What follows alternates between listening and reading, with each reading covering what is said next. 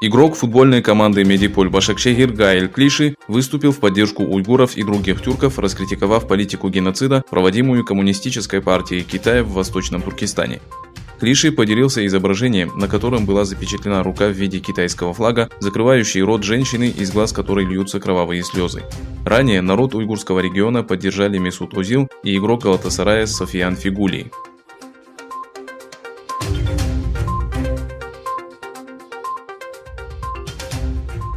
Борьба Коммунистической партии Китая против ислама и мусульман не ограничивается Восточным Туркестаном.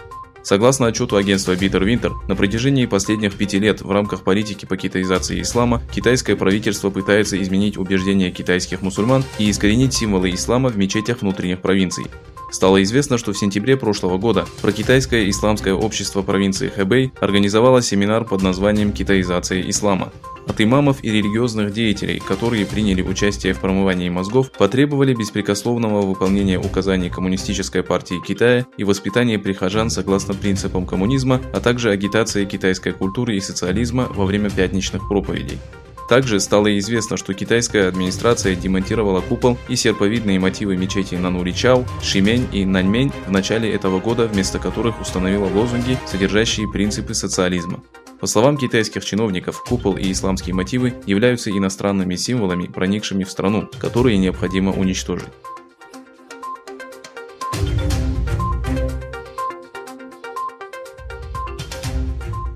США поддерживают позицию АСЕАН в том, чтобы не позволить Китаю превратить Восточное море в часть своей империи.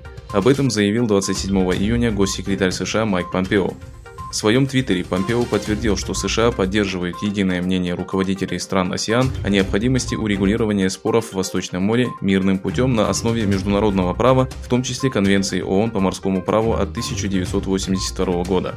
26 июня по итогам 36-го саммита АСЕАН было сделано совместное заявление, подтверждающее важность сохранения мира, безопасности, стабильности, свободы судоходства и авиасообщения в районе Восточного моря. Руководители стран АСЕАН также подчеркнули важность выполнения в полном объеме Декларации о правилах поведения сторон в Восточном море.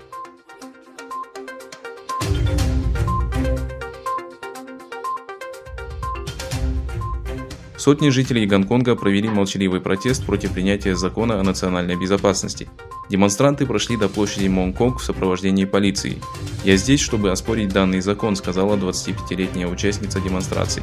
По ее словам, это не последний бой против китайских законов. Закон о национальной безопасности обсуждался в течение 3 дней Постоянной комиссией Национального народного конгресса в Пекине.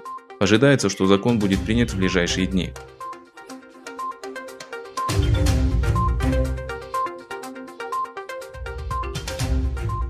Общее количество случаев китайского вируса во всем мире превысило 10 миллионов. Количество зарегистрированных случаев в США превысило 2,5 миллиона. По данным агентства Reuters, общее число людей, зараженных коронавирусом по состоянию на воскресенье, превысило 10 миллионов. Более 497 тысяч человек умерли от болезни COVID-19. За последние 24 часа в Бразилии, которая является второй страной с наибольшим количеством случаев коронавируса после США, было зарегистрировано 38 693 новых случаев, из которых 1109 с летальным исходом.